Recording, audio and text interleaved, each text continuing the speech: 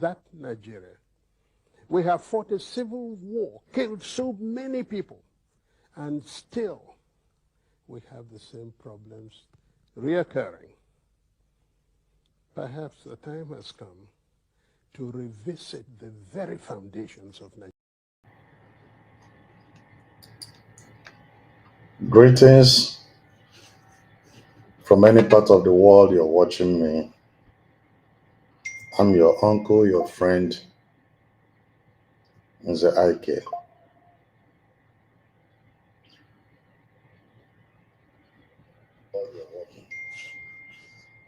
Today, I want to take up on a very sensitive topic. The sensitivity is quite known and understood. I want to talk about a nation's face to the world.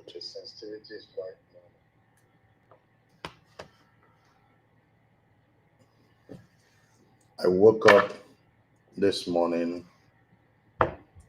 to see a list of 32 persons nominated by His Excellency Bola Tinubu of Nigeria. These are ambassador designates nominated for the Senate.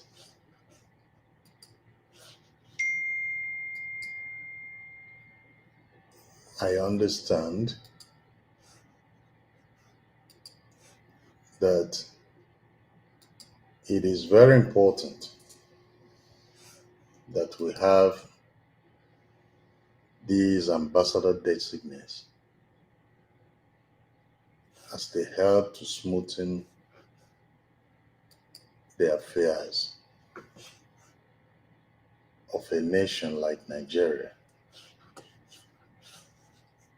Howbeit,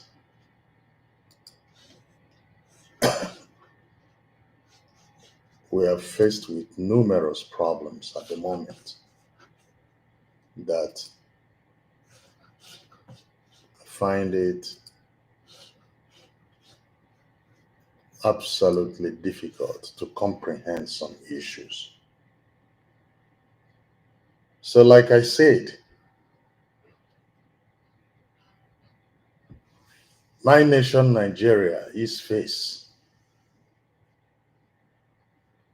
And while we're looking at the face, I want us to plead, search our souls, and understand the very soul of the country named Nigeria.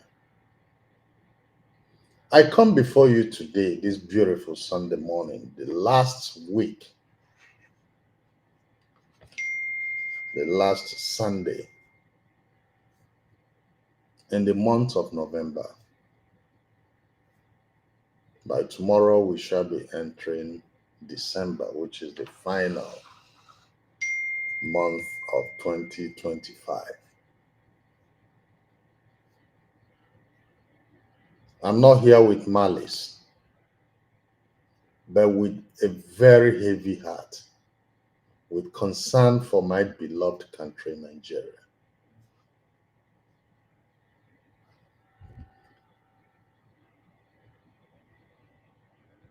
Amongst nations, a country's ambassadors are its chosen salesmen, people that portray the best images of that country.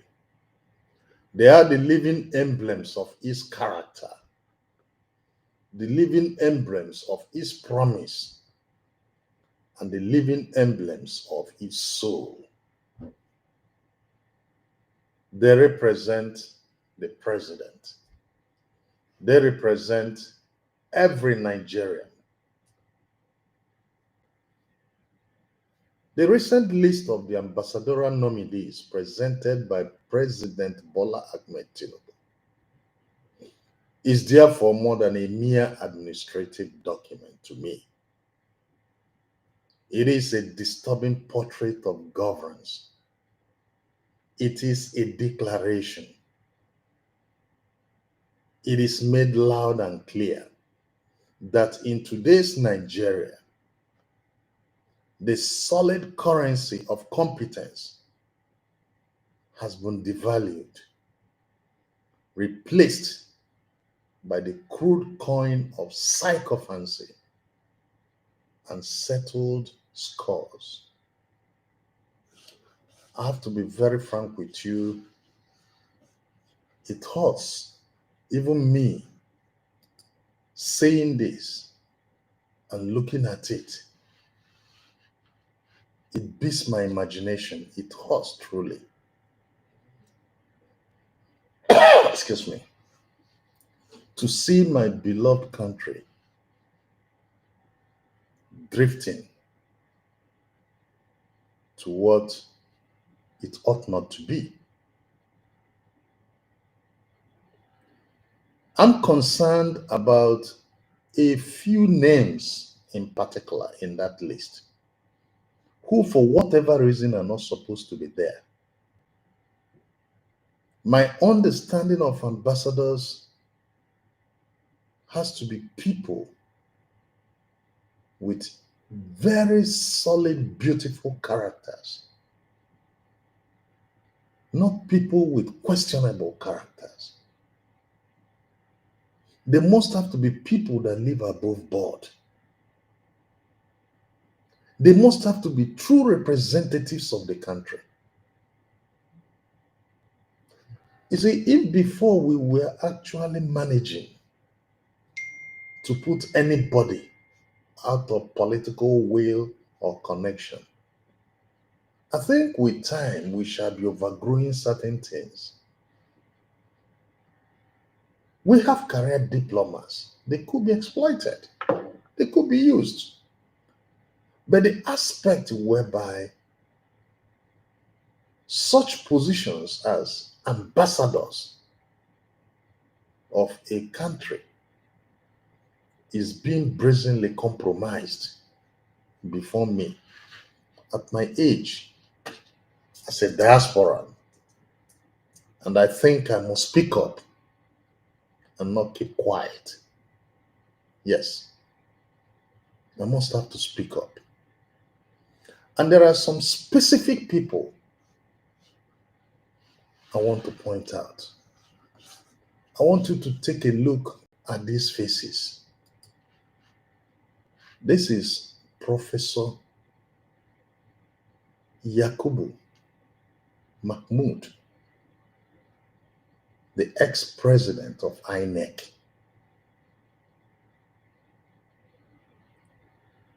All of us, every Nigerian knows this man.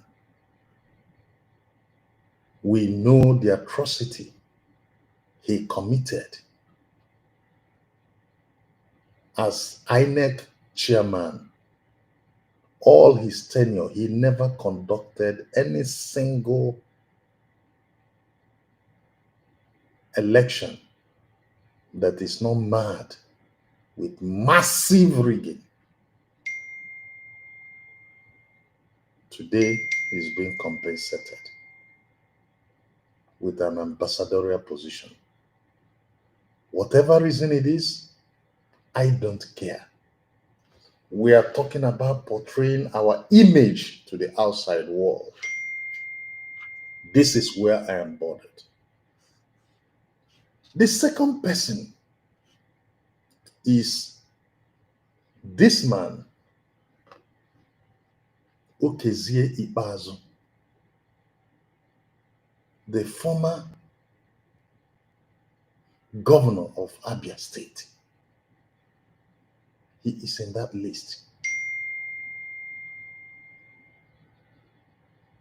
How the President Bola Tinubu decided to include a man who failed as a governor in Abia State for 8 good years. He was a governor. He never left an impact on the lives of Abians. For 8 good years as a governor, Yet, President Tinubu deemed it necessary to give him an ambassadorial nomination. Another character I want to point out here is Ayodele Oke. Here was the former boss of NIA. Here was somebody that even the EFCS indicted of embezzlement. Nobody talks about it anymore. Instead of questioning, finding out the authenticity of that, the president is compensating him with an ambassadorial position.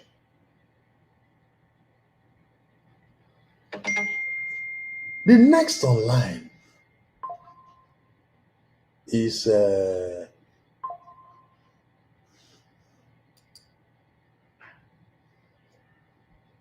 Femi Fani-Kayode. All these people have been praise singers for Mr. President. People have been telling the outside world that there is nothing like genocide happening in Nigeria. He's one of those who has written extensively, who has spoken openly, notwithstanding the facts, the undeniable facts before the world. Then we are going to talk about our man, Reno Omokri, who speaks from two different sides of his mouth. He says this today, tomorrow he says the other one. This is the person that we are giving an ambassadorial position to go and represent the president.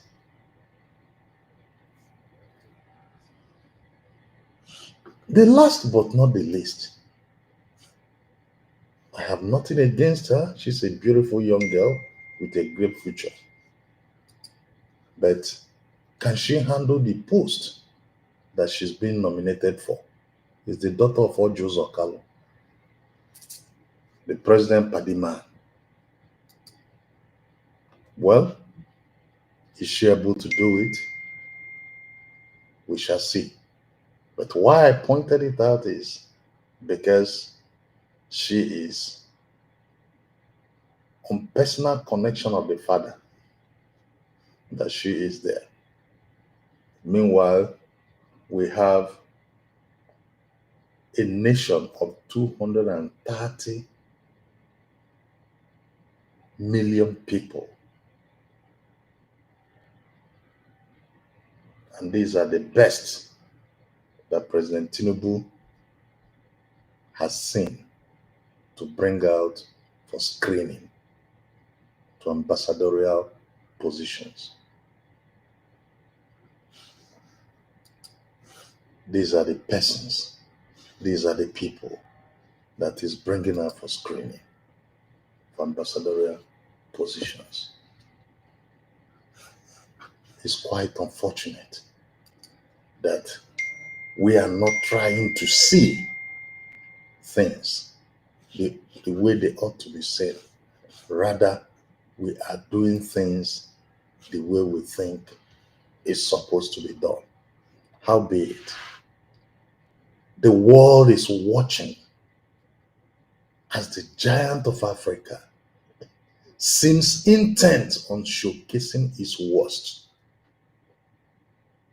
to appoint individuals celebrated not for their integrity, but for their acrobatic flip-ups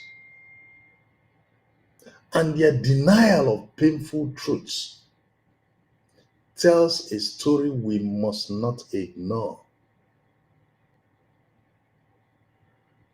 It is the story of a leader who values the loyalty of bootlickers over the wisdom of the sage.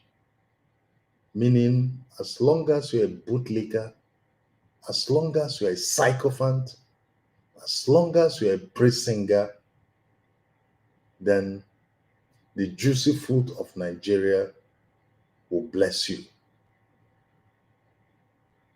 An African proverb warns us that a king who feeds on the whispers of sycophants will soon eat poison.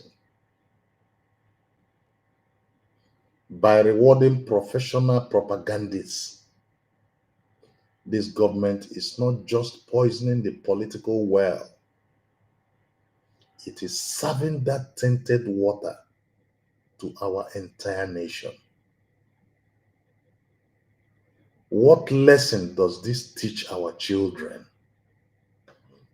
It imparts a brutal curriculum. To ascend in Nigeria, you must first auction your soul. It teaches our children and our future that honor is a liability, and principle is a chain to be broken. This is not governance. It is glorification of moral bankruptcy, moral decadence. By this single act, this is what our children are being taught. People who believe in a Nigeria of a greater future. This is what they are being taught today.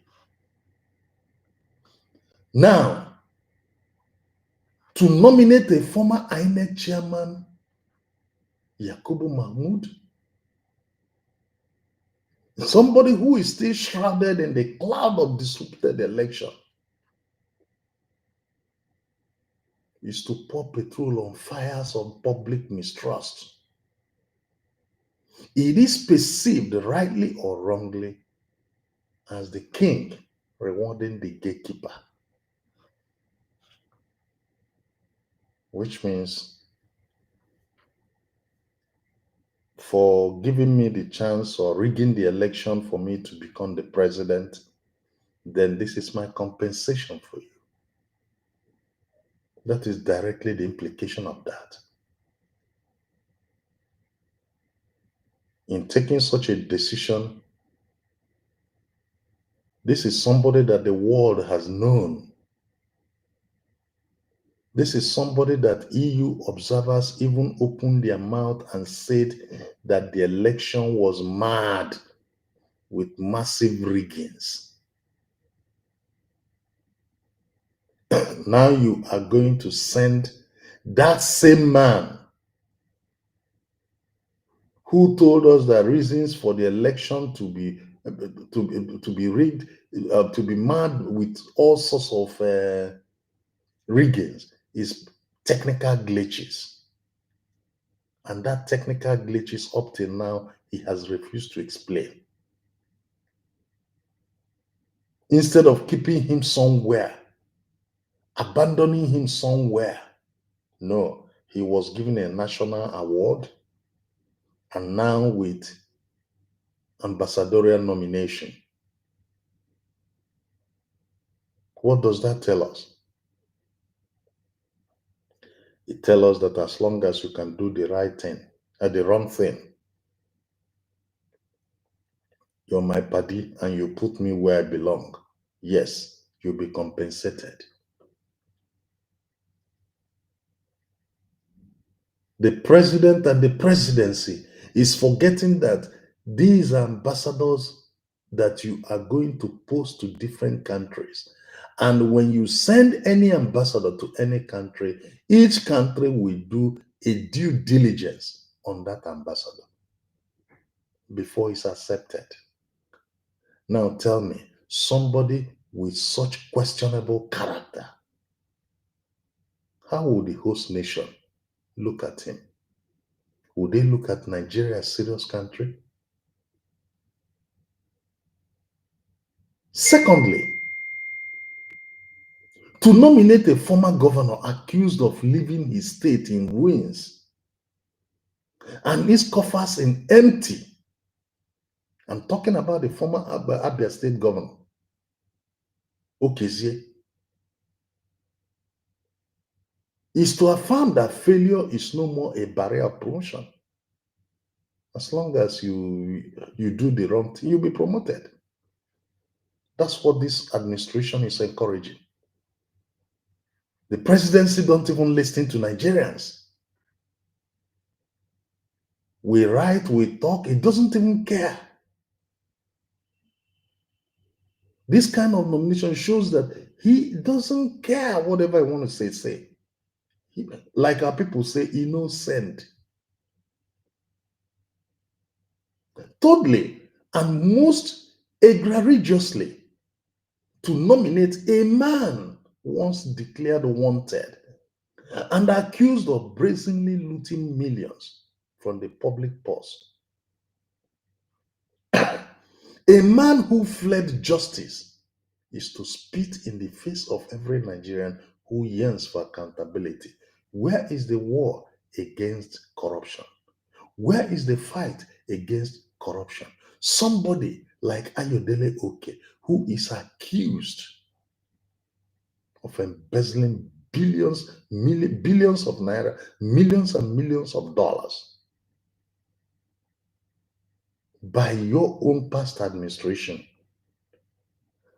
Have you guys given us a white paper showing that is neat? No. All you're giving him is a chance to come and represent us as an ambassador. What exactly is happening? These are no simple missteps. They are profound betrayal. The inclusion of notorious praise singers. Of course, we know them. People like Reno Mokri. Individuals who will look at raging inferno and call it a cooling breeze has completed this green picture. To have such voices represent us on the global stage, especially when they dismiss the genuine sufferings of our citizens, is to add a deep, festering insult to injury. The ancient wisdom rings true. Show me your friend, and I will tell you your character. A leader's appointments are a mirror of that leader. This list reflects a vision where the state is not a public trust, but a private inheritance to be shared among a select few.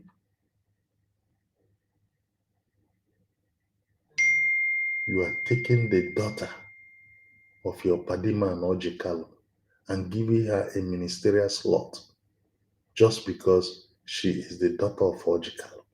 Is it by merit? They are busy all preparing their children to rule while using the masses as pawns in their political chess games. And some of you are out there. You are ready to go and kill yourself to rig them in. You're ready to kill every Nigerian to collect ballot box. After all, what he said is grab it, snatch it, and run. Anybody who says the truth on social media, you attack him as if he has eaten your own share of the food. Meanwhile, they're not even allowing you to take the crumbs from under the table. You are nobody even considers you.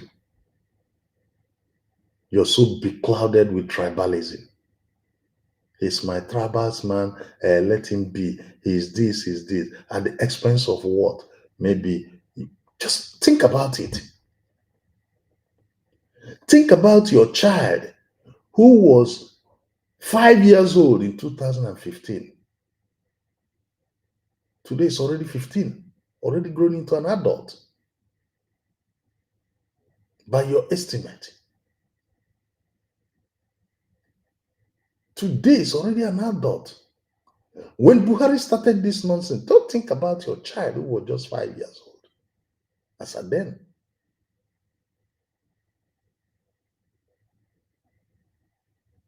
By the time Tinubu steps down, if he's going to stay another 5 years added to remaining 2, another 4 years added to remaining 2, what will happen? What will the future of that child? It's high time you as a Nigerian should think. I'm talking about the Gen Zs. I'm talking about the millennia. I'm directing these words to you. It's high time people start reasoning and know why you're wasting your lives. Now the country is ungovernable. People cannot even, insecurity everywhere. Yes.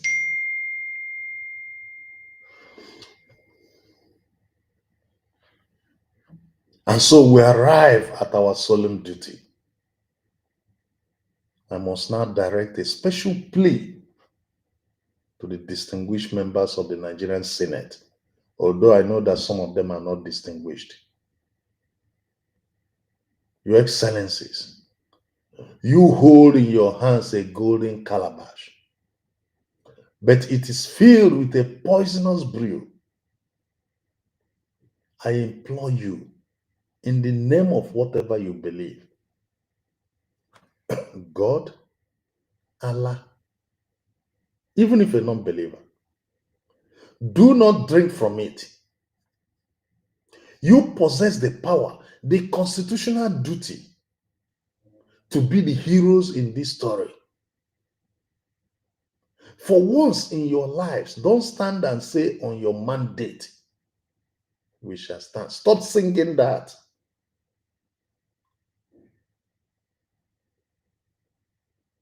The world into which these ambassadors will be sent conducts rigorous due diligence. Ask yourselves,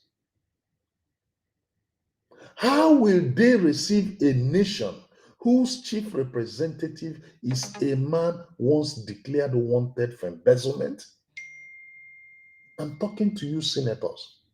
Ask yourself, how will they receive a nation whose chief representative is a man once declared wanted for embezzlement? How will they respect a governor who failed his people and who embezzled their resources? How will they trust a propagandist whose only credential is the distortion of truth? When you're making these decisions, I implore you, think about Nigeria. For once, stop singing on your mandate we stand.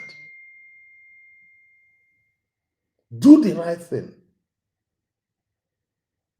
Is this the best we can offer?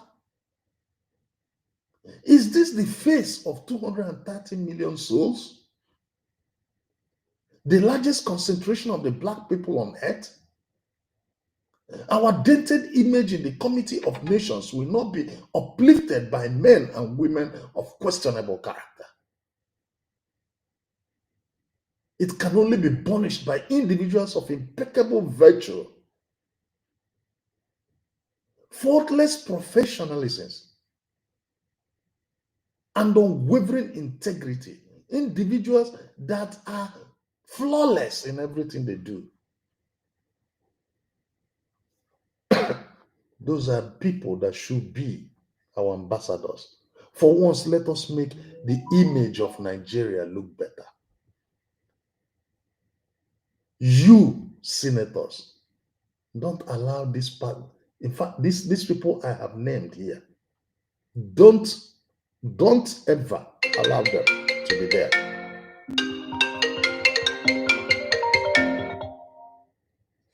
Don't allow them to be there. Please don't.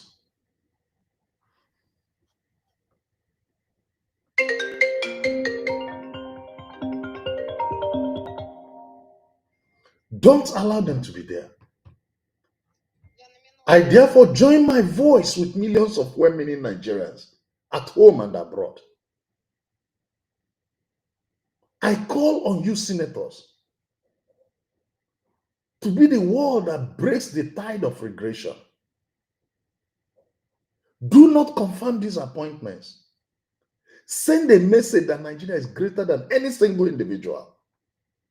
Send a message that Nigeria is greater than the sum of its most compromised actors.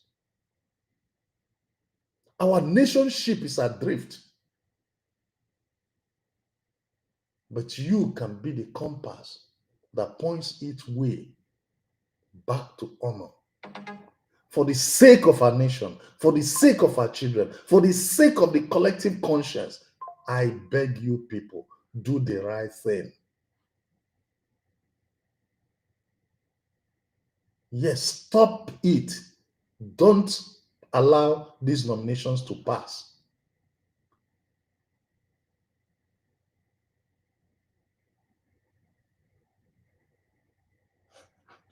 You have your children. Their future is at stake. The futures of your neighbors' children are at stake. Our reputations are at stake. Take the right decision now and stop this. So on this single note, I want to thank everybody for listening to me. Thank you for bringing out your time. Until I come again next time. We have tried to live a Nigeria designed by Great Britain and handed to us. We have found it difficult to live in that Nigeria. We have fought a civil war, killed so many people, and still